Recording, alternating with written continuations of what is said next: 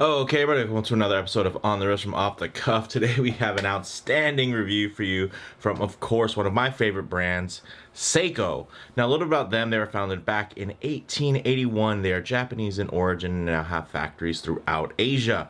They cover all market segments from entry level to very high end. Now, as far as this type of watch, some key common characteristics of design language when you're looking at a watch like this, I'd consider it an everyday watch. You're really going to want that versatile blend of sporty and dressy attributes.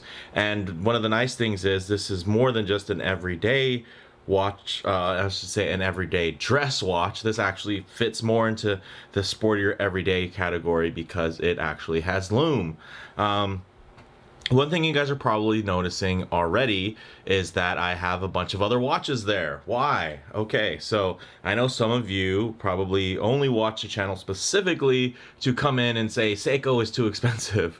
So one of the benchmarks that everybody always compares every new nice Seiko to is the SARB035. Everybody, no, SARB035, I get 300 bucks. And in all honesty, guys, the SARB035 is a nice $500 watch that you used to be able to get for $300, but now costs $400. Still cheap. And then as far as this model, it's of course within the SARX line, and that has a great lineage. You can see on the right hand side the SARX045 and the SARX055. One of them being in kind of the mid $600, $700 range, the other being in the $900 to $1,000 range. This watch here is actually has $1,000 list price, but you can get it for 890 bucks from Noman Watches, guys. So do yourself a favor. That's the cheapest place I could find it, and that's how I got it so fast for this review. Was I bought it as cheap as I could, and I got it here as fast as I could. Another thing you'll see peeking off onto the left is a little cheaper Seiko that I got off of Joma Shop for like 139 bucks. I've done a review of it, but I think it's basically, I brought it on to show you guys that, hey, they're still making cheap stuff too. That actually has a sapphire crystal, nice quartz movement, nice blue dial, has very similar aesthetic to classic Seikos, but it's a lot cheaper. So they're still making good cheap watches. There's still plenty of existing cheap watches on the market that are still flooded with production. They just happen to be making newer stuff that's higher end, and I'll show you in this video what makes this particular watch so special, especially considering it's part of their new Sharp Edge series within the Presage line. So with all that said, we'll zoom the camera out, get these pieces in hand for a closer look. All right, guys, let's pick up this piece here because this is what you came for. Check it out. Yeah, is it a beauty? Absolutely. All right, guys, so this is part of the Seiko Presage Sharp Edge series. This is the SARX077 or the SPB167J1 with the Atetsu blue dial. Essentially, the Seiko Sharp Edge series case and bracelet incorporate many flat surfaces that have a modern sharpness that allows the watch to shine and sparkle from every angle. Now, I'll give you guys just some eye candy here. Look at this case, bracelet. Don't even look at the dial yet, but my gosh, look at everything else. Even has an updated clasp, which we'll definitely talk about because they pull the Grand Seiko trick with the way there's a little overlip there so that when it's on your wrist, it's nice and covered with no gaps. So really beautiful from that standpoint, guys. That's one of the special things about this Sharp Edge series. Now, what makes this particular line also special is the dial incorporates a Japanese hemp leaf pattern, familiar in Japanese culture for its use and design since the Heian period over 1,000 years ago. The rich texture and intricacy of the dial's sharply edged geometric pattern creates a subtle color gradation as they play with the light in different angles. So not only are you getting sharp edges on this beautiful case and bracelet, you're also getting nice sharp edges all over the dial texture, and you can see the way the light really plays off of it.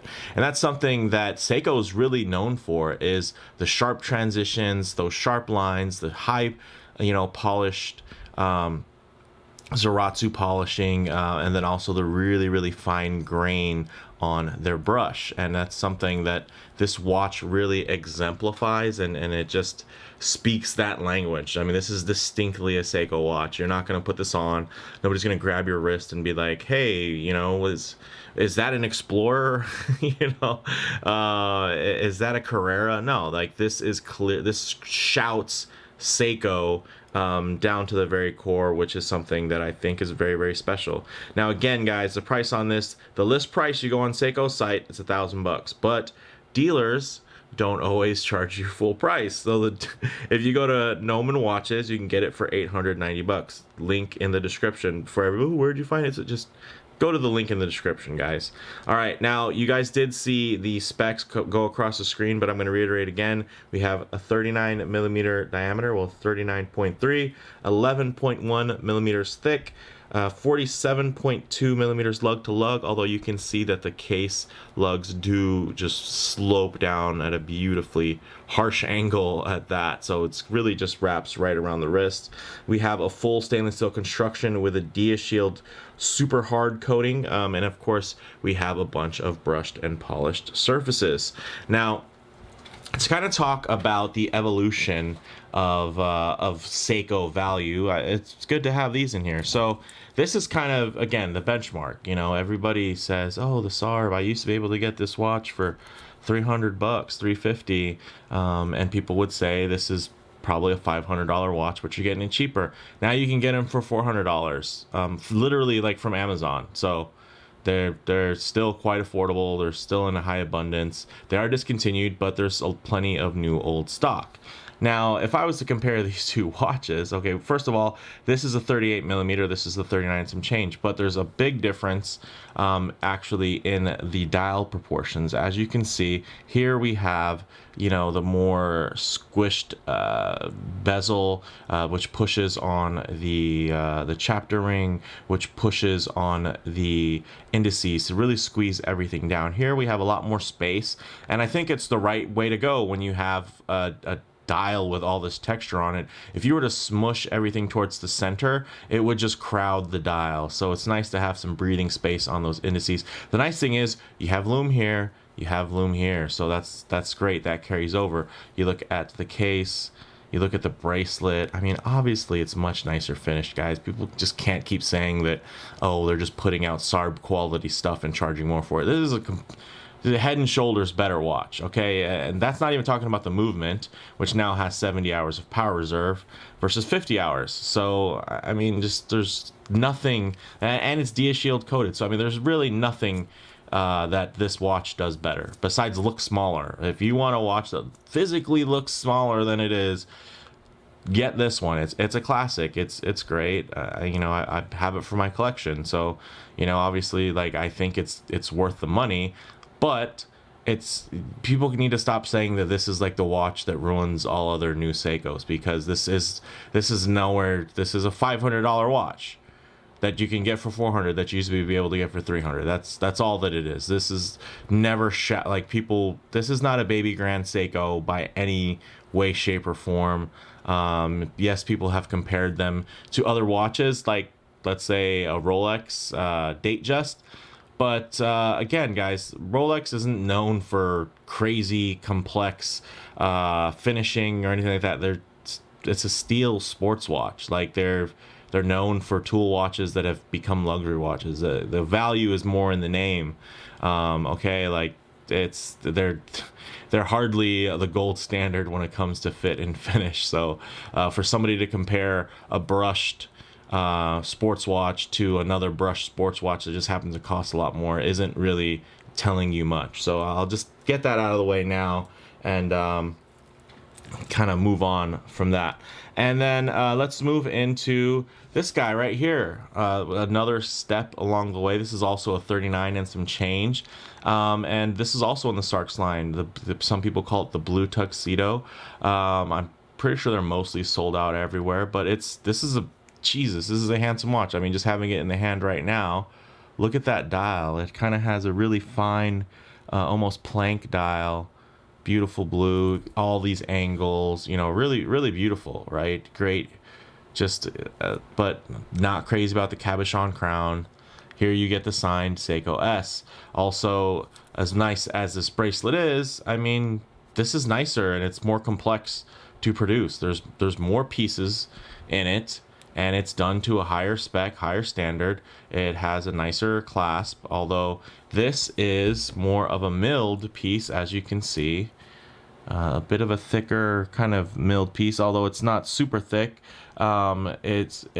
It has that aspect, but with that you get, see that, no micro adjusts, and then also there's a little bit of leeway here. Not a deal breaker, still a great watch, but it's a limitation of that style. No matter how well they do it, that's that style, and the style isn't used in Grand Seiko, which is, you know, their top tier. The style that is used on Grand Seikos is this style of buckle, except of course Grand Seiko is a much thicker piece of metal and it's milled. This is more of a stamped piece here. Everything else is of course beautifully milled and contoured, even, as you can see there. Another thing to kind of notice and compare, you know, when people say, oh, the SARB has a, look at that, is that milled and contoured to the same quality? No. So let's stop saying that the SARB is basically a Grand Seiko. Okay, it's not even a Presage. Okay, it's not. It's a nice watch, nice for what it was, but Seiko's made a lot of, you know, nicer watches since then. All right. Another really important one here is the SARX055. Now this one is slightly larger at just over 40 millimeters versus just over 39. Okay, similar look here, similar fit and finish. The case is a little bit more traditional, as you can see, versus the case here, a lot more angular. But you have brushed sides, and also you can actually kind of see the pins that have been flush mounted that keep all these together. You can see there's like a little dimple there. It's probably steel. And then the reason why it doesn't perfectly match the color tone is because this is titanium, which is one of the things that made this justifiably expensive, and also the beautifully textured dial. But at the end of the day, again, although you do get half link options, you also are getting no micro adjusts, and then you have a little bit of give within that clasp, which isn't a deal breaker. Again, it's not bad. Some of you are looking at this saying, it's a nice fit, but there's a little bit of give there where you can see some gap, right? And ultimately, yes, a lot of people complained that this was titanium and said, oh, just make it in steel. I do have the steel model, but the SJE, you know, being a limited edition, like $2,200 retail watch, I didn't think it would be super useful to bring that into frame, but people wanted it in steel. Here it is in steel for cheaper, right? And again, the $1,000 is that MSRP. That is not necessarily what the dealers are going to charge. Some dealers are going to charge more. I've seen these listed for $1,200, but guess what? That's not Seiko doing that. That is the market, right? Because if people want them and they're willing to pay a premium for them, then they will. But we'll bring this guy onto here. This is a really nice, you know, $139 Seiko quartz movement, sapphire crystal, blue dial, all of that same Seiko language, but just much cheaper, you know, really cheap in comparison, but quite thin because it is a quartz. And then also when you look at the links here, of course, it's just kind of milled and contoured to appear, to have an appearance of the multi-links here, but it's actually not, right? You can see on this side, even this side is, they've done some milling to make it look like a 3-link, but it's not even that. It also has, you know, hollow end links, and then stamped clasp all the way around, even the folding mechanism as well as the clasp itself. But you know what? For all of you that say Seiko's lost its way, it doesn't make cheap, look, they're still making great cheap watches. This is an amazing watch. Look at the bevel on that. You can get that for under $150, under $140. Like, this is super cheap and really nice. Okay, so they're still making nice cheap watches, but that's not their main attraction anymore. They're stepping there. They're wanting to show you, right? They're trying to bridge the gap with Grand Seiko, because Grand Seiko is so well respected. People don't typically badmouth Grand Seiko. They typically sing about them, right? And there's a reason for that. And these new Presage releases have really keyed in to a lot of things that people love about Grand Seiko, except you're getting in a Presage watch and it is infinitely cheaper. Even if you were to buy it at full retail, right? Even if you bought this for $1,000, if you wanted a mechanical Grand Seiko, you're gonna spend what, $6,000? So that's just at a sixth of the price. And really, intrinsically, is there anything that's cheaper? Do they use a not in-house movement? No, it's still an in-house movement. It's still DIA-shield coated. It still has it's not like this is an homage watch, from some other brand. This isn't like, anything where it's meant to be downsold. It's upselling and producing you something better, right, than what you're used to with just the brand Seiko. And the thing that drives me nuts are there are so many so-called Seiko fans that are just get so upset when they see an expensive Seiko, and there's I will just save up for a Grand Seiko. Like, you would think people that were fans of Seiko weren't so tied up by brand recognition. Like, clearly Seiko is most known for being a department store watch.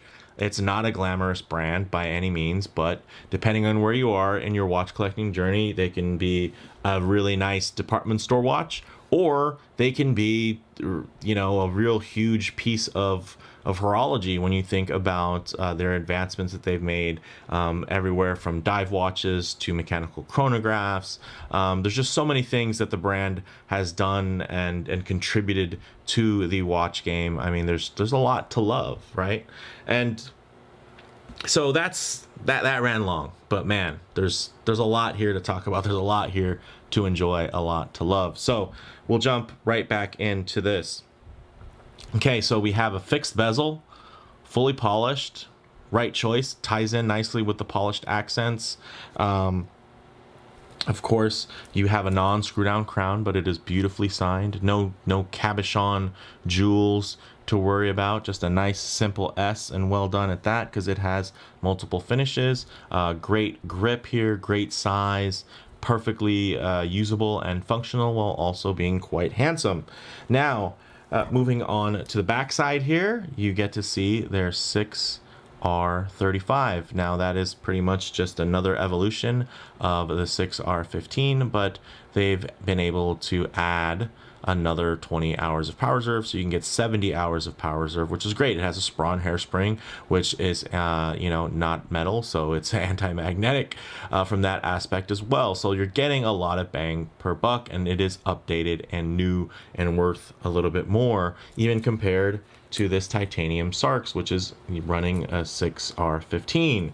So, and then you have this excellent bracelet, which is a language you've seen within Grand Seikos and within some of the higher end Presage models.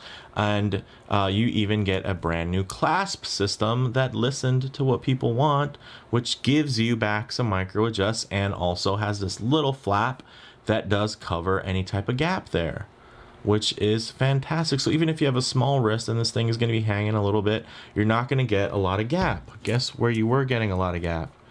Right there. Look at that. Is this, you're telling me that this is equal? It's not like that it's not a deal breaker, but it's not equal to what you have here, guys. This is, they've advanced things. It's a nicer watch, right? It's going to cost more money, and more time has passed. Even if they were producing the same watch, you should still expect it to cost more, because everything costs more over time. The $5 footlong, it doesn't even cost $5 anymore, and it's just bread and meat and a couple veggies. So let's get a hold of that. To look at this dial, guys, really excellent. As you can see, love the geometric pattern there as well. You do have, of course, fully applied indices. And then the nice thing is on the indices and the hands, they actually have multiple tones on them, so you're actually going to get a high polish as well as a frosted finish, which is great, and it helps capture the light and keep this legible within the transition of how all the light's playing off of itself. There you can still read and see everything, because even when the high polish is reflecting off of something dark, the frosted finish is actually just capturing and soaking in the light, so you're gonna be able to still read this. And then you guys will also notice that if we ever get to the light transition, because this is a long episode, but man, am I excited. So let's actually get this piece on wrist, and we can talk more about it. Oh yeah, that is one good look at the, I mean, this isn't even any special lighting transition scene here. This is just basic simulated direct sunlight here with the studio lights. Look at the light show this thing puts on for you, with those flat edges and facets, with the high polished and the fine brush contrast. And that's just the case and bracelet. Look at the way the case wraps and lays low slung like a supercar on your wrist. Look at that blue dial with all the transition. You get transition within transition, right? So instead of being something like your basic sun ray where you got glint, glint, dark, dark, instead you get the glint, glint, dark, dark, but then even within those, you're catching other highlights, you're catching other low lights, you're getting just more bang per buck. Again, it's a finely executed, highly detailed dial. Is it a snowflake dial? No, it's not. But is it some simple throwaway cheap little thing? Absolutely not. It's something really, really special and new and different, which is great. It's not a junior dial of something else, right? Like the Frost or Snowflake dial is a baby Grand Seiko. This thing is a grown Presage dial, right? There's something very, very special about it. Wears really beautifully. 20mm lugs, guys. Solid links and end links. You have a 20mm down to 18mm taper. Of course, you have that 3-link style with basically an updated push button clasp. And then although it's 3 links, not a simple oyster style, but you do have those high polished accents there on the outer portions, the outer edges of the center link. So technically a 5-link, but you get the picture. This thing is sweet. And then those angular center links with the high polish accents look great. Again, you do have 2 half links for sizing, and then this is a pin and collar system. Some of you might be groaning about that, but you know what? There's some Pateks that are pin and collar, right? The great thing about pin and collar is once you set it, you never have to mess with it again. The bad thing is setting it is a little bit harder, right? But it's also, you can't ruin a link with a pin and collar. You can ruin a link by screwing it down the wrong way and cross-threading. So, there are trade-offs. I don't think there's one that's objectively more high-end. I think there's one that's more objectively universally liked, which is screw-in links. But I have absolutely zero problem with a nice, well-executed pin and collar system. So with that said, guys, let's go ahead and set this up for some loom shots and the light transition. Yes, loom on a dressy Presage watch. It's been so long. Okay, guys, we'll go ahead and hit the lights here. As you can see, this is not a diver, but it's a pretty dressy watch. It's a pretty damn dressy watch, and you can read it in the dark, without flashing something on it. So that's great. It's been a while since we've had people have asked for this. Smaller. I want it under 40mm. I want it to have loom. I want it to still have Grand Seiko looks, but without looking like a junior Grand Seiko, right? This is a big daddy Presage watch. And one thing I like to work in to these loom shots is get in some low light transition, because you're not always going to be out in the middle of a field enjoying direct sunlight. A lot of the times you're going to be coming in and out of a building, out from underneath an overhang, in and out of vehicles, etc. And you can see the way that the light is going to render that dial in a much different tone. You can also take a look at the way the light glides over those links and those high polished accents. It's just an absolute light show, guys. But look at those links.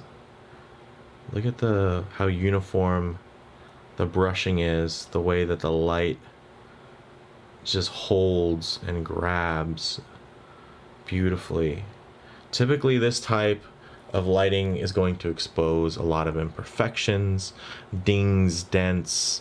You know, it'll show it in a less flattering light because a lot of that great studio lighting will wash out those imperfections. You don't get that here with this harsher lighting, right? But what you do get is just an idea of how much more dynamic this watch will appear based off of various lighting conditions. So, man, still quite legible. I can tell what time it is throughout there. And one thing also I didn't mention, as I'm noticing the date slowly transitioning over, right? It's not a instant date.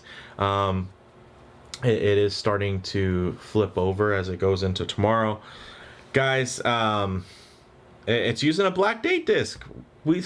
How long have we been asking for that? We don't want the date to stick out like a sore thumb. Use a black disc, white script, because there's already white font on the dial, essentially, right? It's probably more of a pale silver, but still, it's a nice touch. Those things that we ask for, you know, they're listening. As much as people want to say Seiko's lost their way, they're not listening, they're out of touch, they're literally doing so many things that people have been asking for. Maybe you're not one of them. Of course, nobody's asking brands to raise prices, but everyone's asking for things to get better, right? And guess what improvements do? They cost. You can't just take somebody on the assembly line and say, I want you to do a better job for the same amount of money. That's really not the way that it works. So yeah, this thing is sweet. It's way better than a SARB. And most of the SARX models have been way better than SARBs for a long time, and they've costed more slowly. This one costs a little bit more as well than the previous SARX models, but it also has an updated movement. I mean, Jesus, when you compare the difference for some of their sports watches in the Pro Specs line, when they went from 6R15 to 6R35, there was a big jump. There's like a $200 jump on some models, right? Just because they updated the movement. And there's more examples that have been even wider just for updating the movement. Guys, this now compared to the SARX 45, which I think the SARX 045 is quite comparable, blue dial, quite handsome, very original, great facets and all that. This is barely more expensive, right? It's $890. That's not that much more expensive than 700, 6 something, right? And it's actually cheaper than the SARX 055, which isn't a limited edition or anything like that. It's just a nice watch that happens to be titanium. So, you know, on the wrist, guys, this thing works absolutely perfectly. It's compact, but with plenty of wrist presence. Love that. The dial texture adds a wonderful touch of visual interest while your wrist is in motion or not. I mean, just shifting a couple angles can give you so much more fun and play visually with the light, with the tones. And that's everything from the steel on the bracelet that has a nice hard coat to protect it, down to the tones on the dial, the multi-facets, all of the angles, the way everything plays together. I mean, it's just, they do it beautifully. Now, as far as model variants go, there's a white dial model with a blued seconds hand, which probably many of you might have been even expecting me to get. I like the white dial with the blued seconds hand. There's also a green dial with a gold seconds hand. I think that one looks great. Even a brown dial and a rose gold tone case that comes on a strap. I like all those. The blue for me was the one. I feel that this is the definitive one. The white dial's nice, but it just, because of the texture on the dial, I don't know, I just keep thinking like golf ball or Epcot Center. Here with the blue, for me anyway, it resonates a little bit better. It feels a little bit cleaner and more purposeful versus kind of being an afterthought of, hey, well, what about this variation? What about that variation? For me, the blue feels like the antithesis of what they were going for. Now, as far as comparable models go, guys, in terms of complexity and execution of finish, you will be hard pressed to find much comparable at this price point, honestly. The new Longines Spirit Collection models, they come to mind, but they list out at $21.50 for a 48mm on bracelet, but those are COSC certified. So if you're a big Swiss-made junkie and you must have COSC, that's a comparable watch, but it's also $1,000 more than $1,000 more, right? So it's a $21.50, right? And I guess you could say that Swatch Group owns ETA, so you could say that that movement that's in there is in-house, but this is actually honestly an in-house movement made by the brand on the dial, not the, you know, not the subsidiary, not anything else. There was no acquisition. There was just Seiko made this Seiko movement. They also made the jewels. They also made the, you know, they grew the crystals. They also grew the jewels. Did I say the jewels? The lube as well. Just everything, right? Even their own mainsprings, which Google how many watch companies actually make their own mainsprings. Not a lot. Not a lot. A lot of them buy them. So, I mean, when you just think about those types of attributes and value points, there's a story to be told there. Bottom line, guys, this just further improves on that SARX045 and SARX055 that came before it. It just inches closer and closer to that Grand Seiko territory in terms of quality and experience on the wrist. But let me know what you guys say in the comments below. If you like the video, please hit like, and if you haven't, please subscribe for more content just like this. Really though, seriously, let me know. Some of you probably didn't even get this far. You've already started, I can hear the keyboards clicking away, people angry and upset that Seiko has the nerve to charge this much. Just like people get upset that some small micro brand has the nerve to charge more, or to charge anything more outside of your budget. Guess what, guys? There are going to be watches that are outside of your budget. There are going to be watches outside of your comfort zone. I'm going to feature some of those. And I'm going to also feature $139 watches. But if you're looking within this range, if you're like, hey, I'm looking for some mid-tier Swiss action, you guys should really be looking at the Seiko Presage line as well. Give them a look, because you're going to get true in-house movements. You're going to get extended power reserves that are going to match well with the Powermatics, except it's going to be much easier to regulate. Also, you know, just everything about, I mean, I dig it, right? I dig it. It's not Swiss made, but the Presage line is something really cool, and it's very different. I love Swiss watches. I have a ton of them. I also have a ton of Seikos. So as you guys kind of saw, those just a little snapshot. So yeah, let me know what you guys think. This has been a fun one. My gosh, it's been long. I can only imagine. This is like probably over a 30-minute segment. Thank you guys for hanging in there. For those of you that did use a secret word in the comments to acknowledge that you watched the whole thing, I don't know, type Rosebud. Just do it. Then I'll know.